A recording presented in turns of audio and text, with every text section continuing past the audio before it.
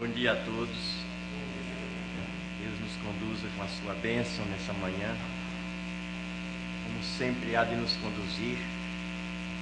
Nós somos dependentes dele em tudo que vamos fazer e principalmente falar da sua verdade. Eu estava sentado lá e eu preferia continuar assentado ouvindo. É muito mais cômodo, muito mais fácil.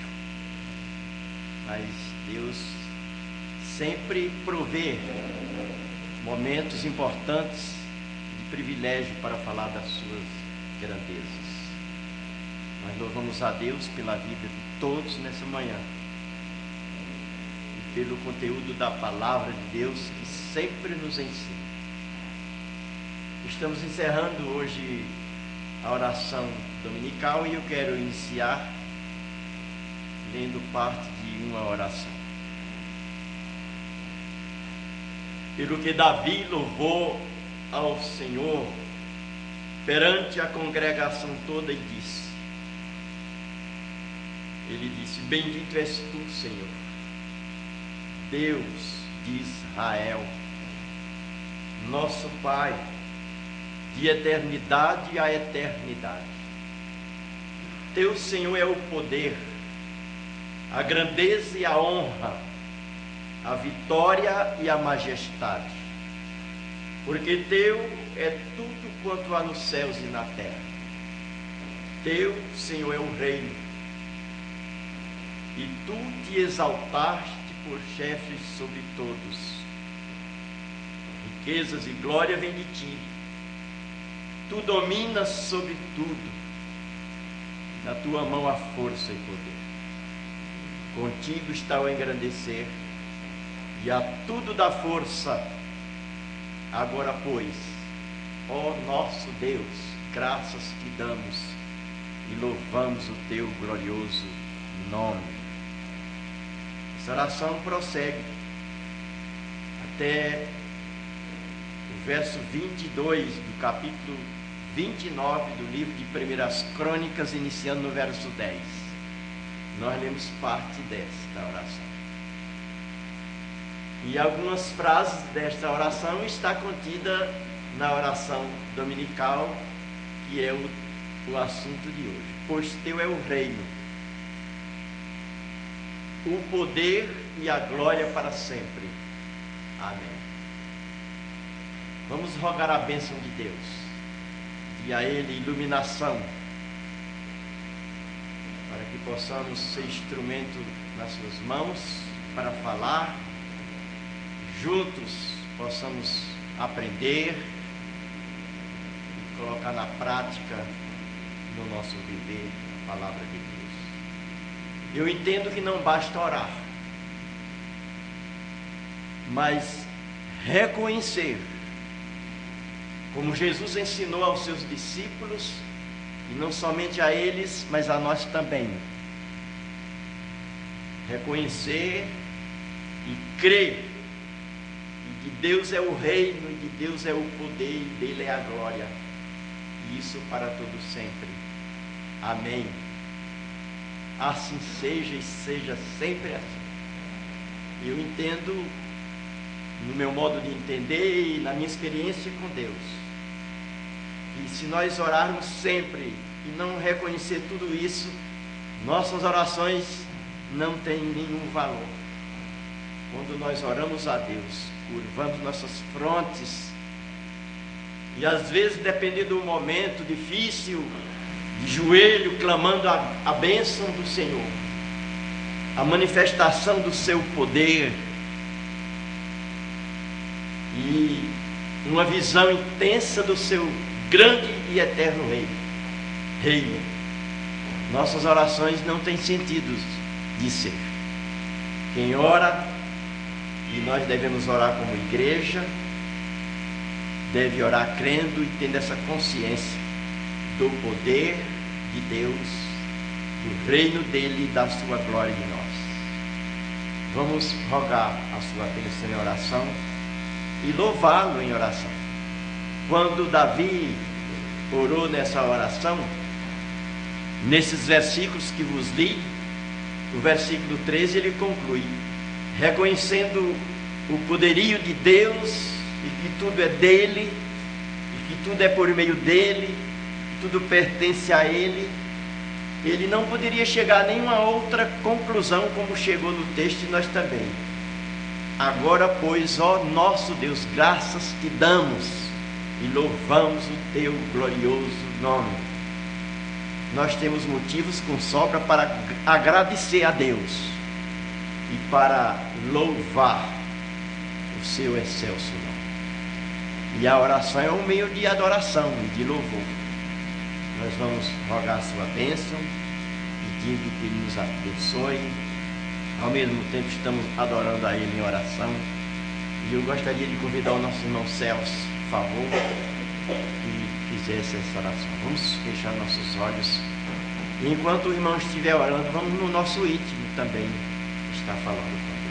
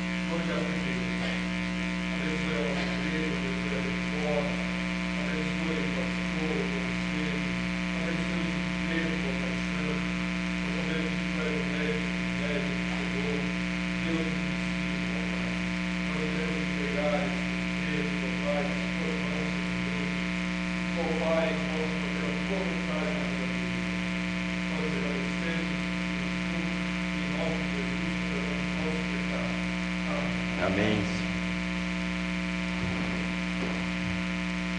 A oração dominical, ela está registrada nos livros de Mateus e Lucas. Mateus foi como Lucas, que tiveram o privilégio de registrar a oração dominical. O Evangelho de Mateus foi escrito provavelmente em Antioquia, e a data prevista entre os anos 60 e 65. O conteúdo desse livro nos fala que Mateus era cobrador de impostos e também alfandegário. A palavra alfandegário vem da palavra alfândega, e significa, ou é, na realidade, uma repartição pública, onde se cobram os direitos de entrada e saída de mercadorias ou de produtos. Mateus era esse cobrador de impostos. Ao começar o seu ministério, Jesus o escolheu para que fosse seu discípulo.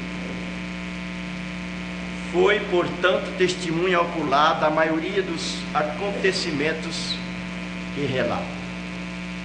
Começa seu evangelho com uma descrição detalhada de como a jovem Maria deu à luz a Jesus, e veio como o mensageiro do reino de Deus. Escreve também o batismo e as tentações de Jesus no deserto. Divide a mensagem de Jesus em 5 partes. Primeira, regras de conduta. Segundo, ensino. Terceiro, parábolas. Quarto, comunhão. E quinto, cumprimento do reino de Deus. São alguns dados sobre Mateus e do livro que ele escreveu. Termina fazendo referência à morte e ressurreição de Cristo, Filho de Deus, e destacando o mandamento de sair por todo o mundo com as boas novas de Jesus, isso é, pregando o Evangelho. Resumindo, o mais importante para Mateus era mostrar que Jesus veio cumprir as promessas de Deus registradas no Antigo Testamento. Todo o Velho Testamento anunciava que Cristo viria. O Novo Testamento confirma que Cristo veio.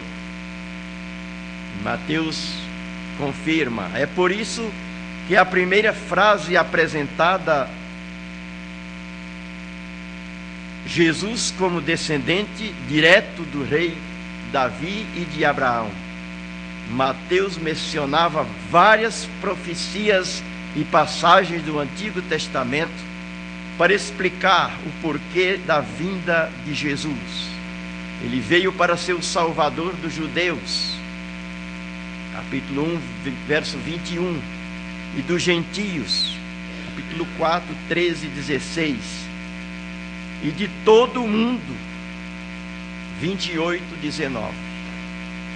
As regras de conduta para um cidadão do reino de Deus se encontram no Sermão do Monte, capítulo 5 a 7 de Mateus, onde os valores comuns das pessoas perdem toda a sua importância frente à grandeza e à qualidade do reino de Deus e do próprio Deus. Pois dele é o reino, o poder e a glória para sempre. Amém. Na realidade, estudando a Bíblia, a gente indo um pouco mais além, vamos notar que além do reino, do poder e da glória que é de Deus, é tudo de Deus. Eu já estou há muitos anos na igreja, tive o privilégio de nascer num lar cristão, berço evangélico, e a vida toda eu ouço, a vida toda eu leio, a vida toda eu frequento a igreja, e eu sei, de todos os crentes que estudam a Bíblia e os que não estudam, mas pelo menos leem de vez em quando, e os que não estudam e nem leem, mas escutam as pregações, os estudos, as aulas, sabe que além do reino, do poder e da glória que é de Deus, tudo é dele. Na realidade, todo crente tem que ter essa consciência que tudo é de Deus.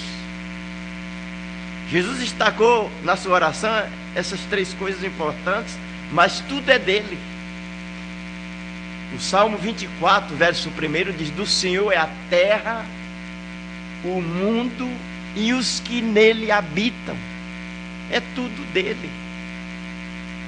Nós não somos de nós mesmos, somos de Deus. No capítulo 11, 33 de Romanos, Paulo escreveu assim: Deus, falando da maravilhosa sabedoria e dos desígnios de Deus, ele diz que tudo Deus fez, tudo foi feito por Deus, por intermédio dele e para ele são todas as coisas.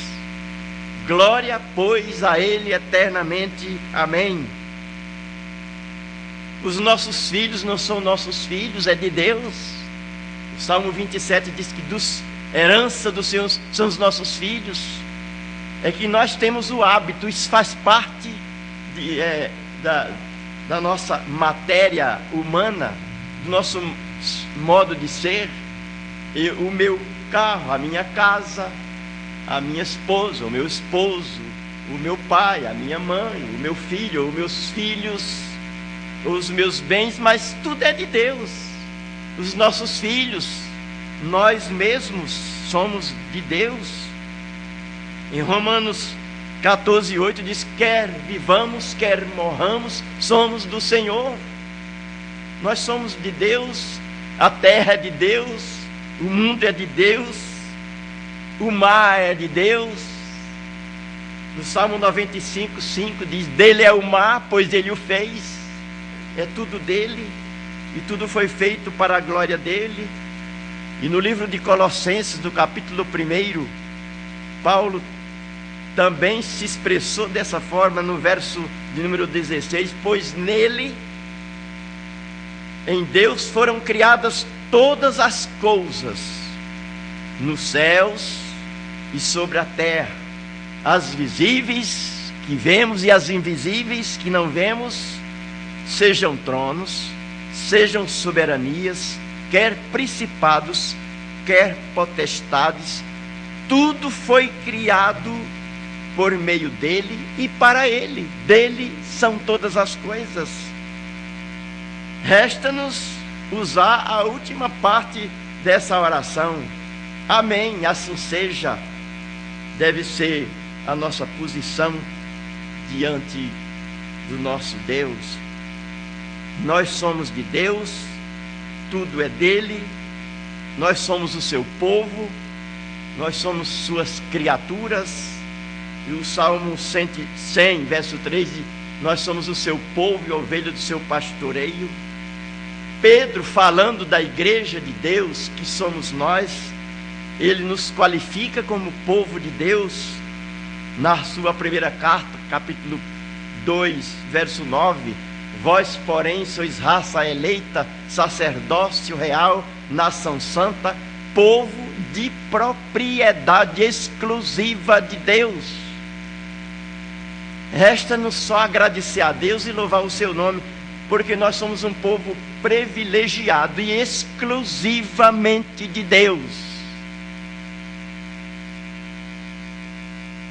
Às vezes a gente fica pensando, e às vezes a gente analisando a nossa vida cristã, como estamos longe de uma vida mais intensa na presença de Deus, uma vida de consagração, de santificação, uma vida de mais envolvimento com o reino de Deus, uma vida mais crente no poder de Deus, uma vida mais vivida para a glória de Deus.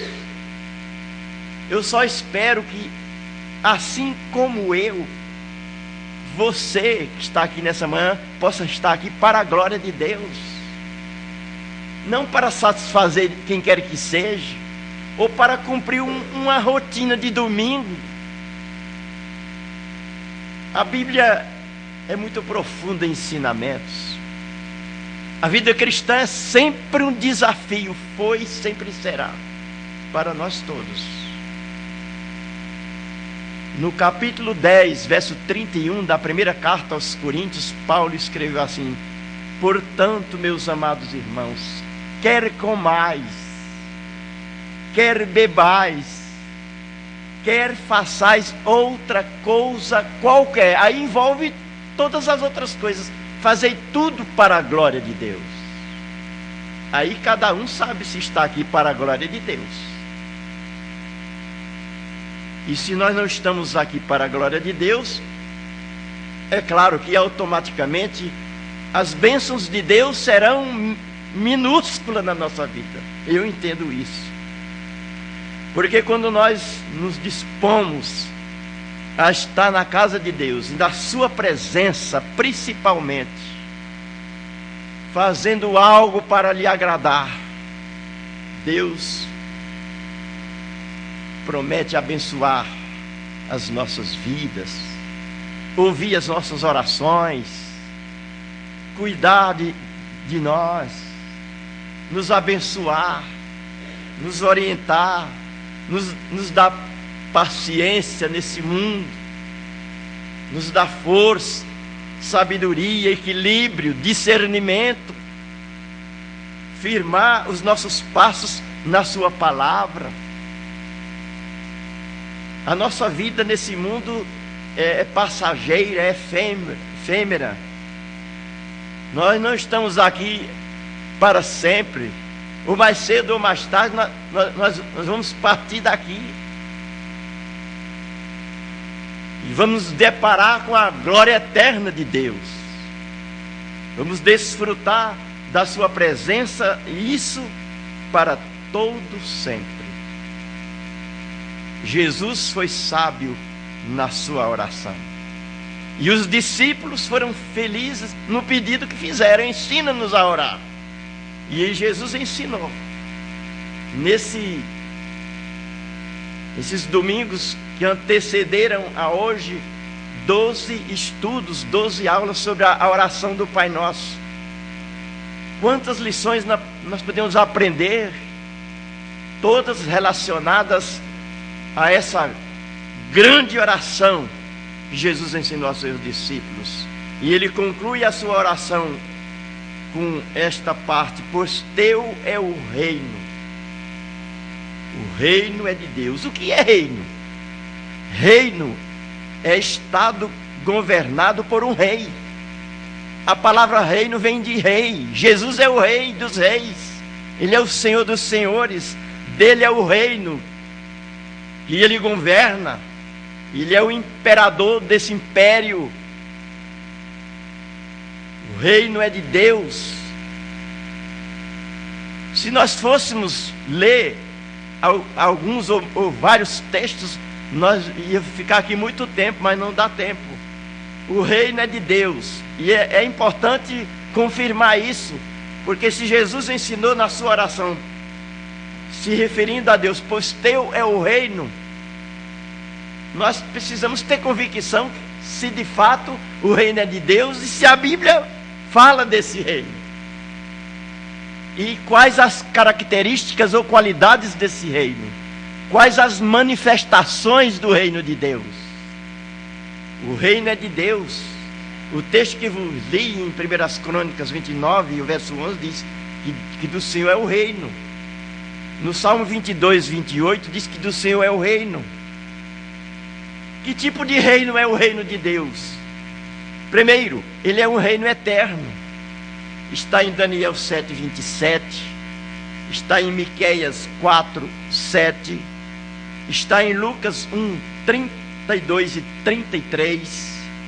Está em 1 Pedro 1, 11. Está em Apocalipse 11, 15. E está em Salmo 145, 13. Como não dá o tempo de ler todos os textos, vamos ler pelo menos dois. Salmo 145, 13. E 1 Pedro 1, 11. Por favor, quem encontrar, leia. O reino de Deus que Jesus ensinou na sua oração é um reino eterno,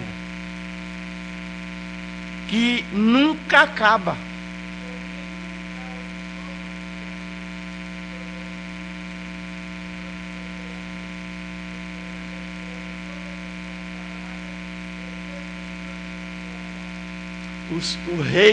O reino de Deus é um reino eterno, é de todos os séculos. Outro texto, por favor. 1 Pedro 1, 11.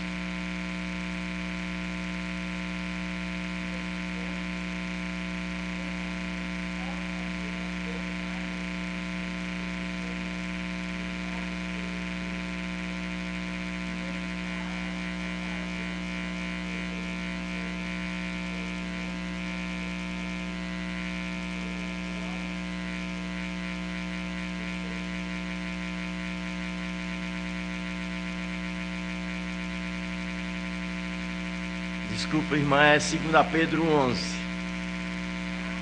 Pois desta maneira é que vos será amplamente suprida a entrada no reino eterno de nosso Senhor e Salvador Jesus Cristo. O reino é eterno. O reino de Deus tem a característica, quando Jesus declara na oração, pois teu é o reino, é importante a gente destacar as qualidades desse reino. O reino é eterno. Segundo, o reino de Deus é um reino de paz, é um reino de alegria. Paulo, escrevendo aos Romanos no capítulo 14, verso 17, diz: porque o reino de Deus não é comida nem bebida, é alegria e paz no Espírito Santo. O reino de Deus, Jesus declarou que não é deste mundo, em João 18, 36. Quando nós oramos a oração dominical, que estamos terminando de estudar, ou outra oração, é importante ter essa consciência que o reino de Deus é eterno, que o reino de Deus não é comida nem bebida. O reino de Deus não é desse mundo. Comida e bebida é aqui na terra, é aqui no mundo. O reino de Deus é alegria, é paz no Espírito Santo. O reino é para quem ama a Deus. O reino de Deus não é para todos, é só para aqueles que amam a Deus, para aqueles que têm a certeza, para aqueles que creram em Cristo como seu Salvador.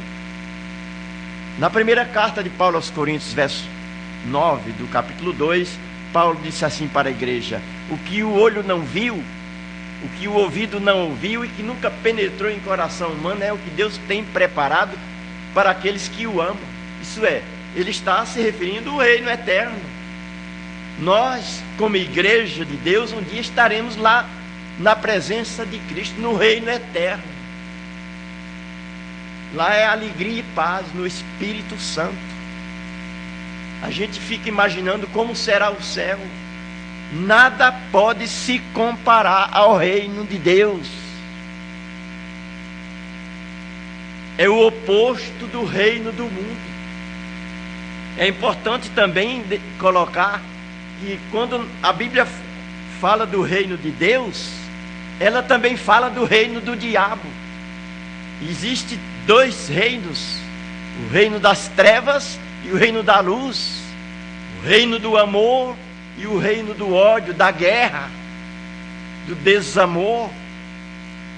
Graças a Deus que os crentes que creram em Cristo como seu Salvador, que reconheceram os seus pecados, o seu estado de miséria, e se converteram a Cristo como Salvador, têm a esperança de um dia estar de posse desse reino. Não é o que Paulo escreveu aos Coríntios, em 1 Coríntios 15, 19. Se a nossa esperança em Cristo se limita só a essa terra ou a esse mundo, nós somos os mais infelizes ou desgraçados de todos os homens. Mas nossa esperança não se limita, a nossa esperança em Cristo não se limita só aqui.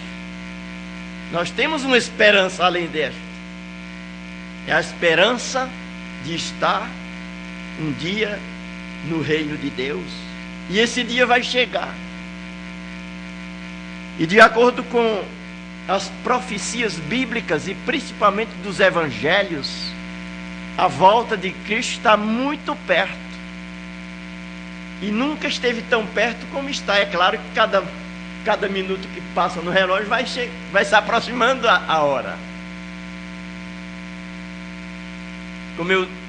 Como eu sempre digo, a turma até acha graça. Não quando eu era pequeno, porque depois de 65 anos ainda continuo pequeno, mas quando eu era bem menor ainda criança, a minha avó, minha mãe, meu pai, que já não existe mais aqui, já estão no reino, eles falavam que Cristo ia voltar, estava perto. Quase um século se passou e Cristo não voltou, mas vai voltar. Ele vai arrebatar a sua igreja, ele vai arrancar a sua igreja daqui. Aliás, a palavra arrebatar tem um significado muito mais profundo.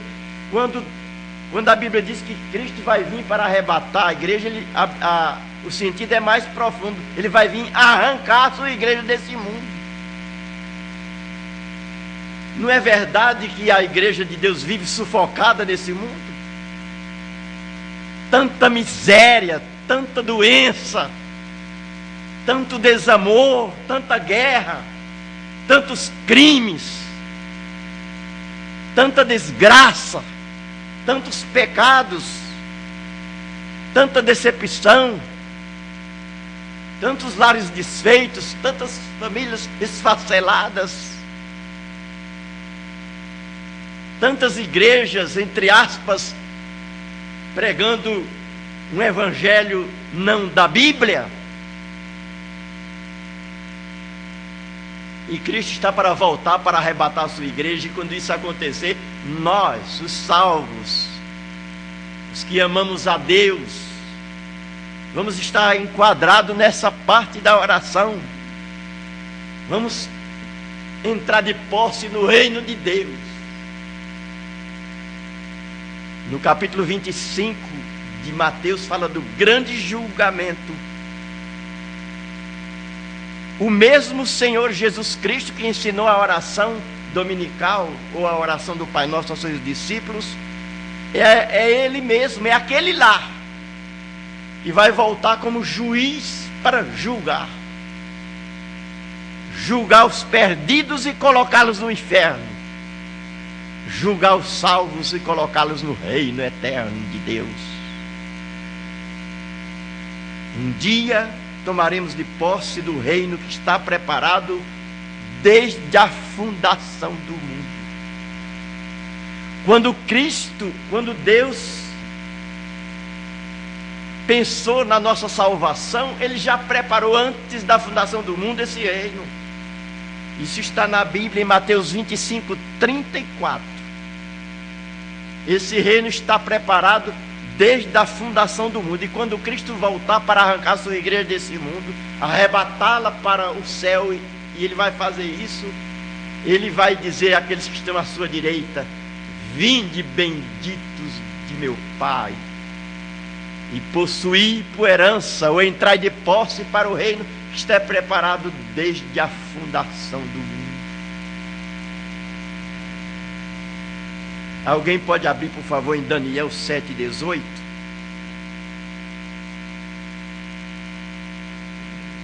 É um texto do Velho Testamento que está no paralelo do Novo Testamento, de Mateus 25, 34, que fala do reino de Deus, onde iremos viver para sempre. Daniel 7,18, por favor.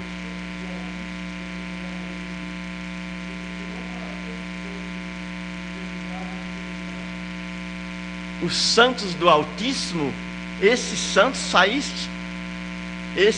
se refere à igreja. Esse reino é para os santos do Altíssimo. Por isso, meus irmãos, nós somos privilegiados. E eu sempre digo para mim mesmo, se nós fôssemos levar um pouco mais a sério a vida cristã, se nós pensássemos melhor o que é Deus para nós e o que Ele fez e continua fazendo, nós não éramos como somos. O privilégio que temos, santos do Altíssimo possuirão esse reino. É a igreja, é os salvos. Os santos do Altíssimo são os salvos. Não são os membros da igreja. Porque muitos estão na igreja, mas não estão salvos. Eu não estou dizendo isso, nem tenho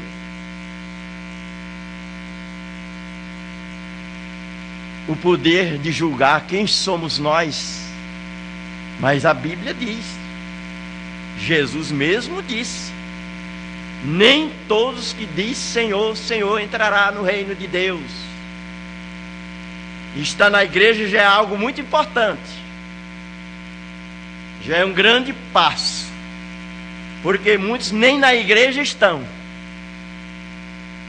Mas o mais importante é estar em Cristo. E os santos do Altíssimo vão para o reino.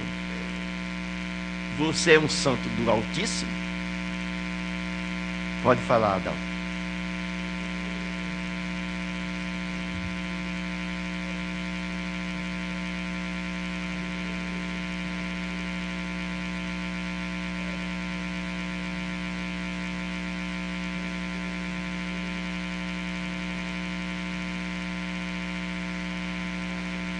Ele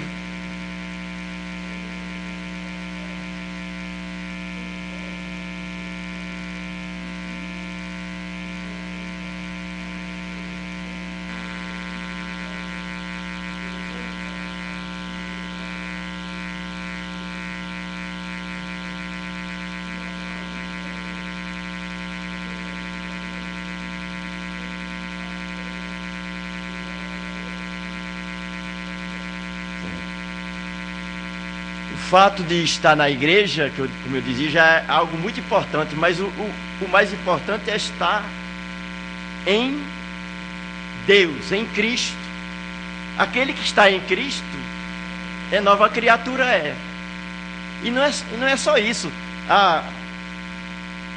Eu citei o texto de Mateus 25:34, do grande julgamento, que Cristo vai colocar os santos do Altíssimo no reino que está preparado desde a fundação do mundo. E todo mundo sabe, né? E não precisa ser formado em direito para saber que no julgamento ou se condena ou se absolve. Ninguém sabe quase condenado ou quase absolvido. É sim ou não a sentença. E um dia alguém perguntou, mas Jesus vai vir julgar os crentes? Julgar crente para quê? Não tem que julgar só os ímpios? Vai julgar os crentes, serão julgados para receber galardão. Os crentes vão ser julgados para receber galardão. Se você não fez nada, não tem nada. Só a salvação. Já é algo importante, mas podia ter mais.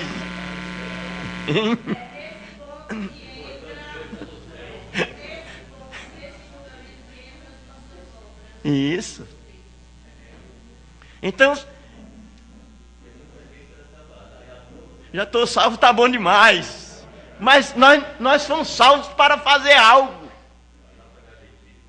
Leia, não leia agora, mas se você ler Efésios 2, de 1 a 10, principalmente o 10, diz que nós somos feituras de Deus, criados em Cristo para boas obras, nas quais Deus de antemão quer que andemos nelas. Nós não somos salvos pelas boas obras.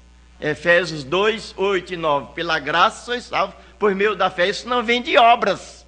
Mas nós somos salvos para praticar boas obras. Quem não pratica está em falta com Deus. Tiago 4, 17. Todo aquele que sabe que deve fazer o bem e não faz, está pecando. É o pecado da omissão. Eu tenho certeza que se Deus tirar minha vida agora, eu vou para o céu. Não vou para o céu porque sou da igreja presbiteriana, ou porque sou filho de pais que foram crentes, mas eu vou porque eu criei em Cristo como meu Salvador. Eu tenho certeza da minha salvação em Cristo Jesus.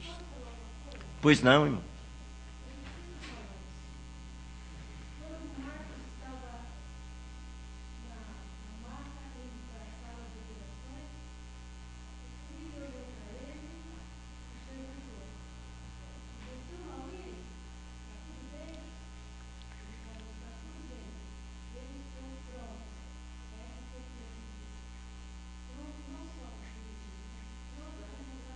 Amém, graças a Deus. Preciosa é aos olhos do Senhor a morte dos seus santos.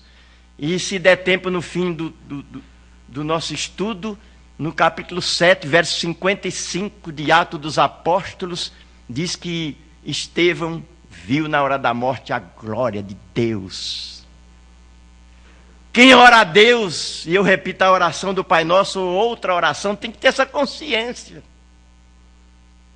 Nós estaremos de posse um dia do reino de Deus. E eu voltando, não basta estar na igreja, já é um grande passo, mas os santos do Altíssimo tomarão de posse desse reino que está preparado desde a fundação do mundo. E no julgamento não se sai absolvido, quase absolvido ou quase condenado.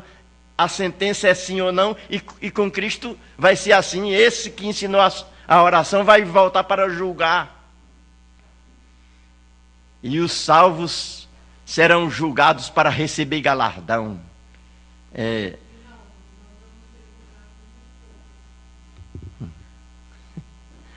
Nós vamos ser julgados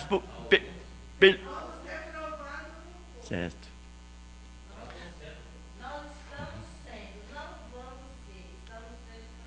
Nós vamos ser libertos do fogo, né? Do fogo eterno. Certo, eu entendo. Nesse sentido.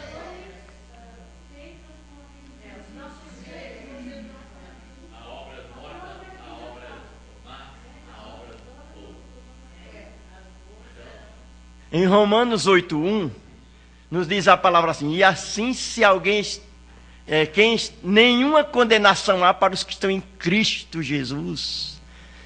E Paulo vai além, meus irmãos, é só ler a Bíblia. É pena que tem pessoas que nem lê. E se puder ler e estudar, melhor. Paulo escreveu em Romanos 8, a partir do 31, ele diz: quem tentará acusação contra os eleitos de Deus? Se é Deus quem justifica, quem vai nos condenar?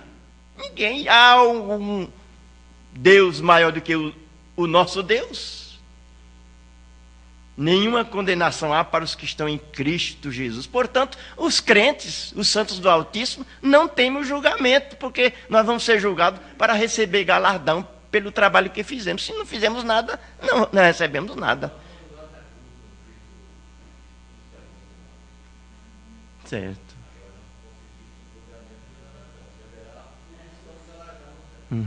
Certo.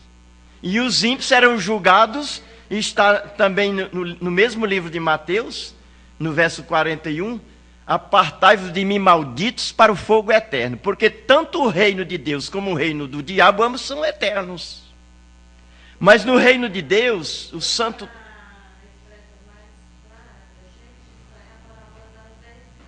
Certo. Certo. Meus irmãos, eu fico pasmado, eu não sei, cada um tem uma experiência com Deus, e sempre que eu posso, eu estou lendo a Bíblia, não importa a hora, qualquer hora que eu... Não é qualquer hora quando sobra tempo, eu tenho o meu tempo adequado para ler, mas sempre leio a mais. E quando os santos do Altíssimo tomam posse do reino eterno, e em Romanos diz que o reino de Deus não é comida nem bebida, é alegria e paz no Espírito Santo. Isaías escreveu uma profecia, no capítulo 35, verso 10 do seu livro. Ele diz assim: os resgatados do Senhor voltarão a Sião, com cânticos de júbilo, alegria eterna coroará as suas cabeças, e deles fugirão a tristeza e o gemido. Os textos paralelos, pode ler depois, Apocalipse 21:4. Deus limpará dos olhos toda lágrima. Nesse mundo só se chora. Eu saí, a minha esposa vinha para a igreja, não pôde vir por causa da doença da filha, ficou lá chorando e gemendo com dor. A nossa vida nesse mundo é de lágrima, é de choro, é de gemido. Mas um dia tudo isso passa.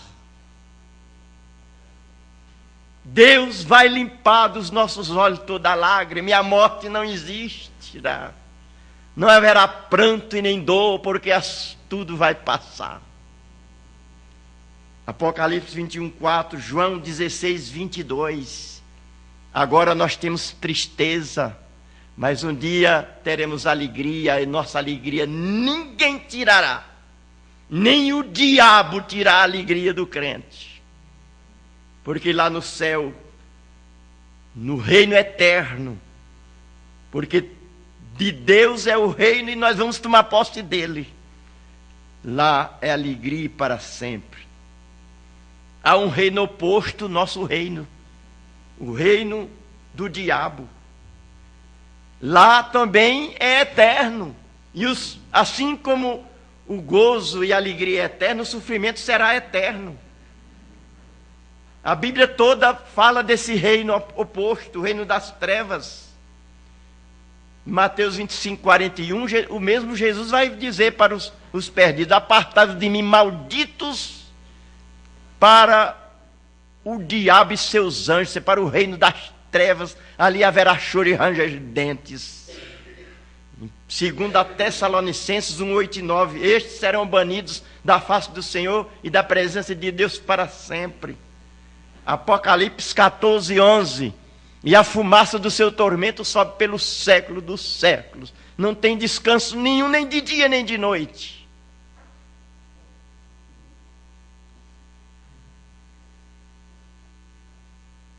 E Marcos 9:44, e o verme que corrói nunca deixa de corroer. É o reino das trevas. Graças a Deus, assim seja, e aleluia por isso. nós pertencemos ao reino da luz, o reino de Deus. E nós antes éramos por natureza desse reino. Efésios 2:3 diz que nós éramos por natureza filhos da ira.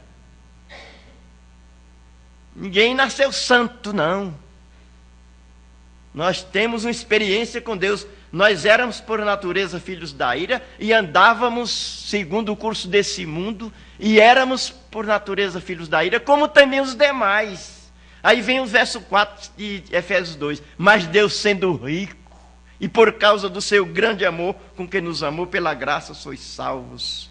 Agora nós fomos libertados desse reino das trevas, porque nós éramos escravos.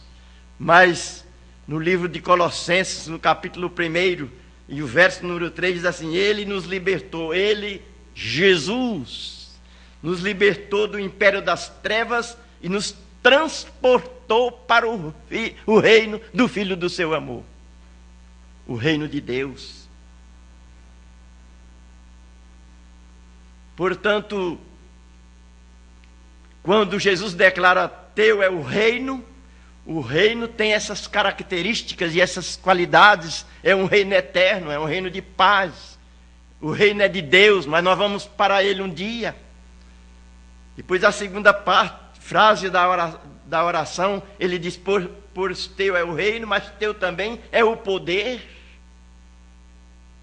O poder pertence a Deus. O poder é de Deus. Poder significa vigor, significa potência, significa autoridade.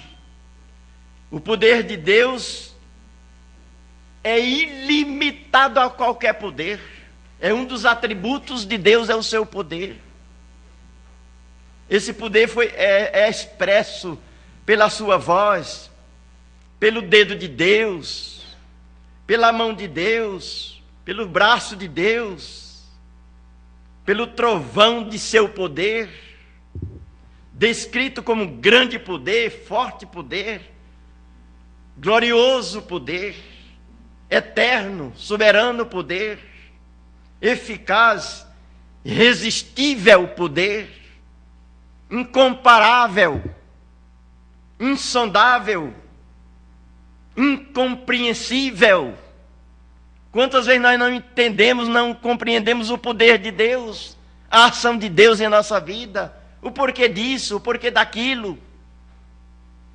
Mas uma coisa eu tenho certeza, meus irmãos, que nessa oração, quando Jesus ensinou aos seus discípulos, teu é o poder, ele estava ensinando para os seus discípulos, para nós também. A igreja de Deus tem que ter essa consciência que nas mãos de Deus está todo o poder, e ele querendo, ele pode manifestar. Nada é impossível ao Deus Todo-Poderoso. Ou nós cremos assim, ou então precisamos nos converter. E porque se Deus é todo-poderoso, ele tem todo poder, por que não acontece algo na nossa vida que tanto eu gostaria que acontecesse? Nós temos que, dentro da lição, e quem estudou a lição, deu uma lida, pode perceber que nós temos que orar a Deus, reconhecendo o seu poder, mas com submissão à sua vontade, que não é como eu quero. Se fosse como eu quero, acho que nem prestava. Porque se eu não passasse o que eu passo, eu talvez não estaria aqui, não. Eu estaria em outro lugar, menos na igreja. Mas Deus quer me manter aqui, para testemunhar do seu poder, do seu reino e da sua glória. Deus tem todo o poder. Poder foi manifestado na criação, nos milagres que ele fez. Não é só o Novo Testamento, só ler a Bíblia, você vai ver muitos milagres que Deus operou no Velho Testamento. Os santos anseiam por esse poder, têm confiança, recebem graça mediante esse poder. No capítulo 18, verso 14 de Gênesis, que conta a história de Sara, que ela riu do anjo quando ele disse que ela veio como mensageiro de Deus, que ela ia ter um filho, ela riu. Ela desfez do que Deus estava falando por intermédio do anjo. Aí o texto diz: acaso para Deus a coisa demasiadamente difícil? Deus pode mudar qualquer quadro. Deus é a solução de todos os nossos problemas. Deus é a razão de nosso viver. E se Ele não quer resolver o nosso problema, curar nossas enfermidades, resolver o nosso problema financeiro, ou qualquer um outro problema, mas Ele não deixa de ser Deus. E nós temos que nos submeter à sua santa vontade. A lição fala de tudo isso. E quem leu pôde descobrir. Mesmo vivendo as intempéries da vida e os problemas que nos afligem, nós temos que sempre estar confirmando: mas teu é o reino, teu é o poder, e teu é a glória para sempre. Amém. Meus irmãos, essa lição é profunda em ensinamentos. Quantos que oram a oração do Pai Nosso às pressas e até decora, mas quando nós paramos para estudar, não só a oração dominical, mas qualquer texto da Bíblia, vamos ver como tiramos lições para a nossa vida prática. E precisamos colocar em prática tudo isso. Tiago diz que nós não só devemos ser ouvintes da palavra, e sim praticantes. Orar descrendo dessas verdades é orar ao ar. Deus sempre atende às nossas orações, mas como Ele quer. Deus nunca deixa de atender. Deus pode em todas as coisas, porque dele é o poder, e dele também é a glória, e tudo isso para sempre. Glória quer dizer fama, honra, esplendor, grande mérito.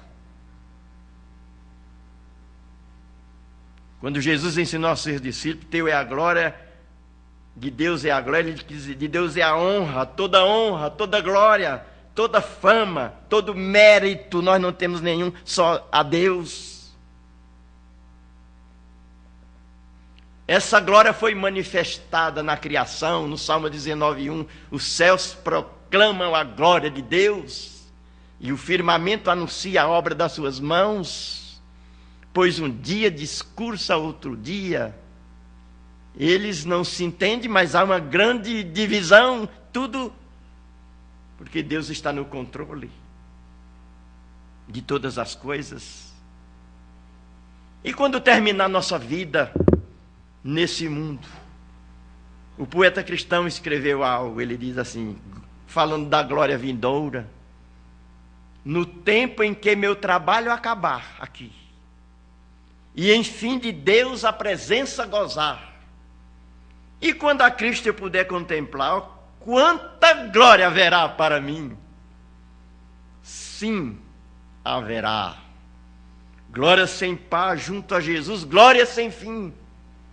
Oh, quando a Cristo eu puder contemplar, glória, sim, glória haverá com Jesus. E no tempo em que meus irmãos vou rever, lá nos fulgores no céu, que prazer!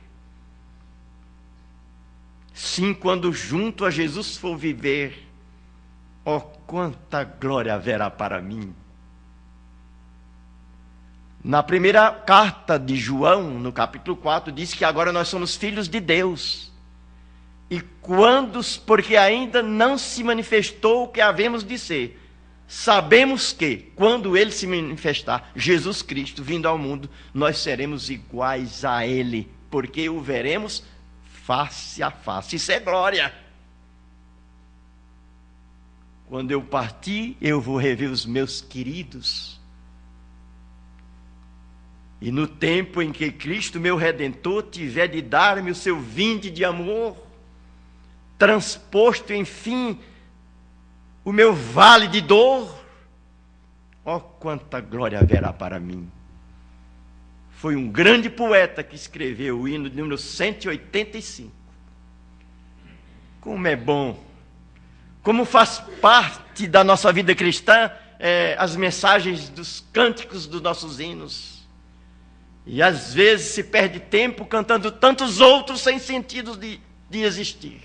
Quando temos hinos sacros, que são hinos teológicos, de acordo com a palavra de Deus, isso precisa ser falado, e não só falado, mas entoado a alto e bom som.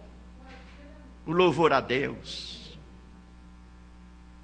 A glória de Deus não será vista pelos incrédulos, pelos membros de igreja, pelos religiosos. Serão vistas pelos santos do Altíssimo. Por aqueles que creem realmente no conteúdo da oração que Jesus ensinou. Dele é o reino, o poder, dele é a glória, pois não?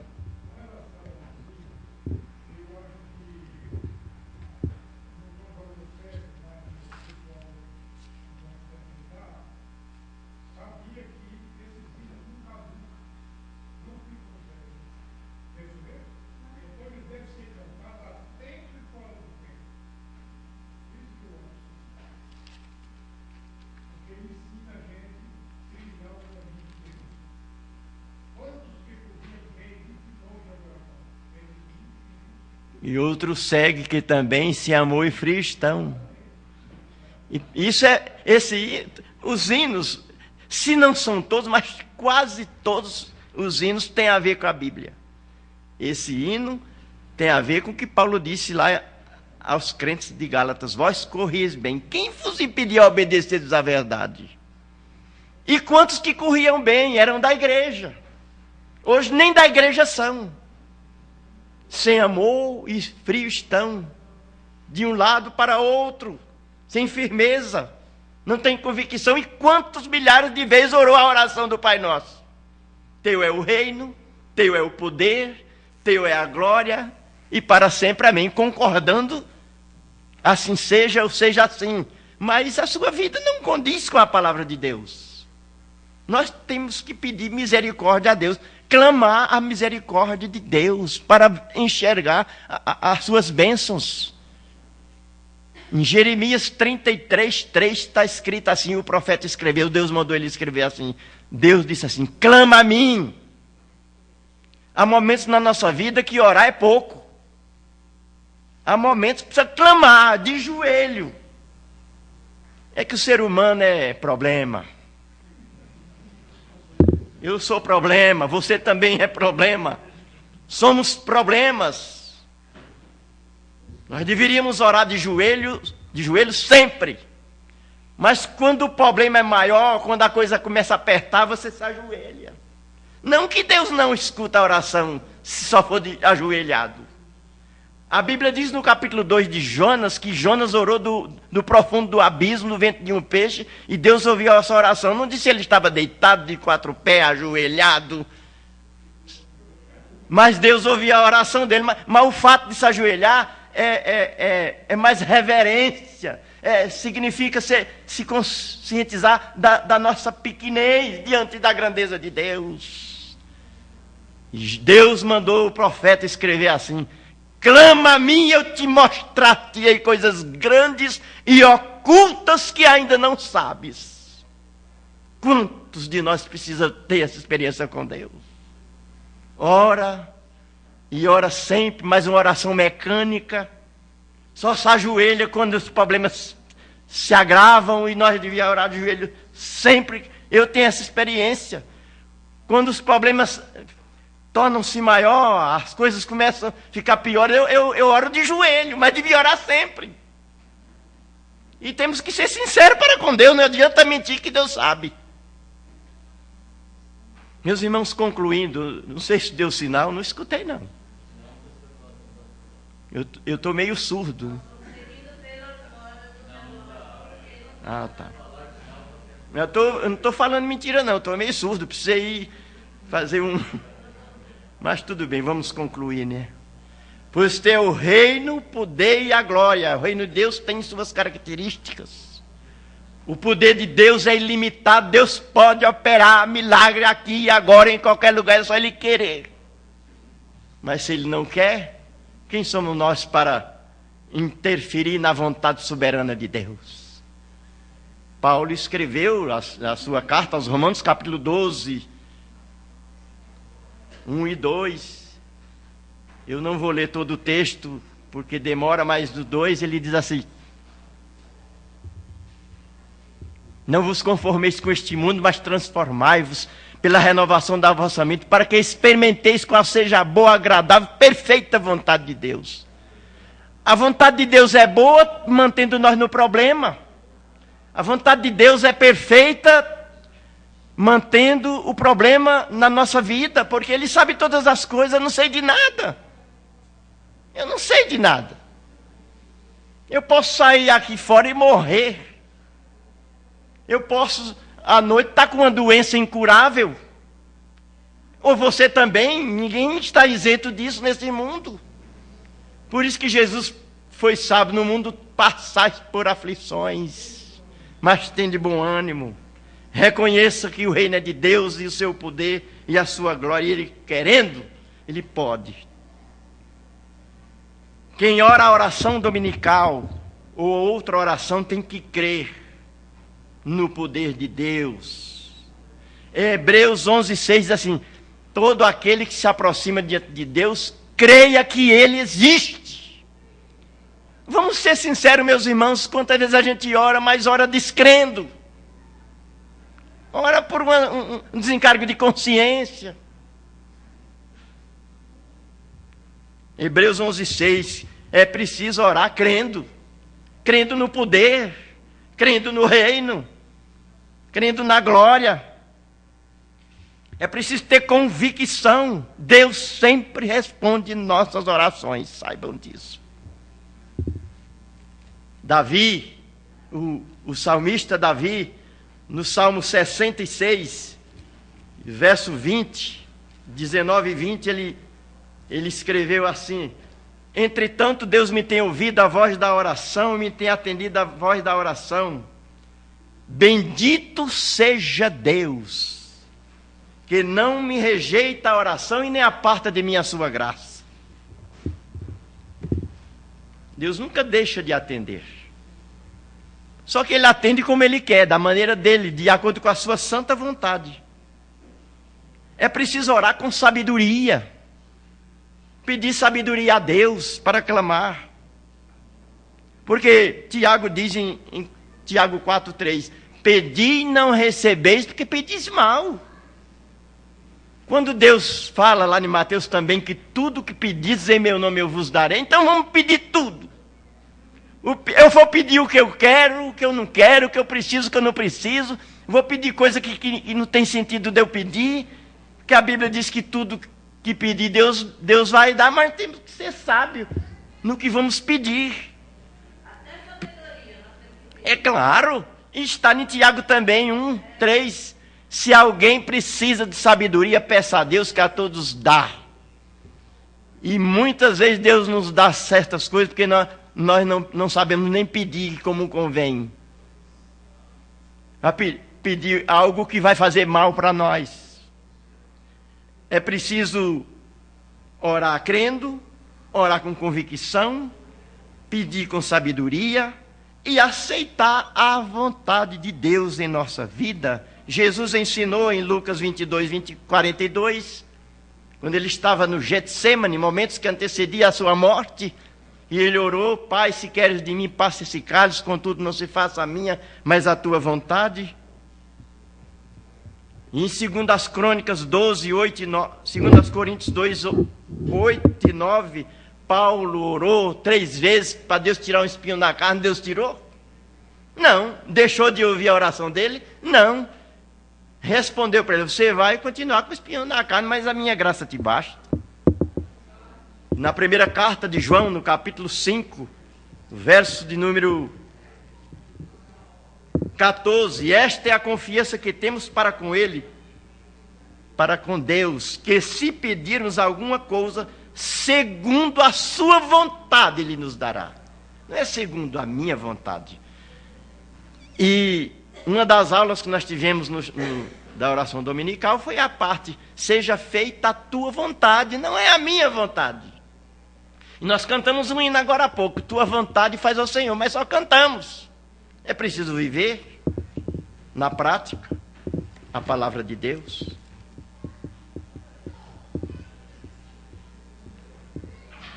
É preciso concordar, ou seja, estar de acordo com a vontade de Deus para sempre.